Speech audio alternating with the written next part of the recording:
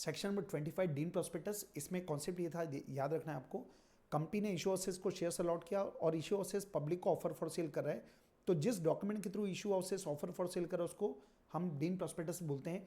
अब यहाँ पे इशू ऑसेस वर्ड यूज नहीं करना है। अब लॉ में क्या बोला है, where a company allot or agrees to allot any of the security with a view to all or any of these securities being offered for sale to the public, the document by which offer for sale to the public is made shall be deemed to be the prospectus।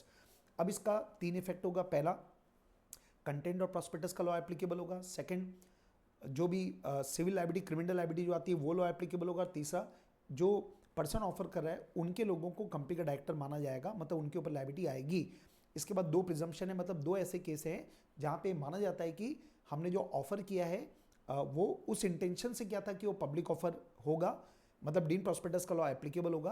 पहला case है जिस दिन allotment किया गया उसके 6 month के अंदर आप ऑफर फॉर सेल करते हो, और सेकंड, जिस दिन आप ऑफर फॉर सेल करें उस दिन तक कंपनी को पूरा पैसा नहीं मिला, और इनके अदरवाइज भी प्रूफ किया जा सकता है, ये प्रिजम्पशन के अगेंस्ट में प्रूव कर सकते हैं।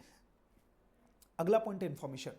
ये जब आप प्रोस्पेक्टस डीन प्रोस्पेक्टस वाला जो कॉन्सेप्ट है उसमें प्रोस्पेक्टस का पूरा लॉ एप्लीकेबल होगा, लेकिन आपको 2 एक्स्ट्रा बातें बतानी पड़ेगी। पहला, कंपनी को नेट अमाउंट ऑफ कंसेशन कितना मिला ये बताना पड़ेगा, और second, time and place where the contact can be inspected.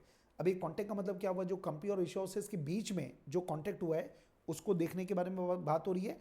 और नेट अमाउंट का मतलब क्या हुआ कि इशू हाउसेस को कंपनी से नेट अमाउंट कितना मिलेगा, क्योंकि वो कमीशन खाएंगे, कमीशन काट के। और आखिरी पॉइंट है सिग्नेचर कौन करेगा।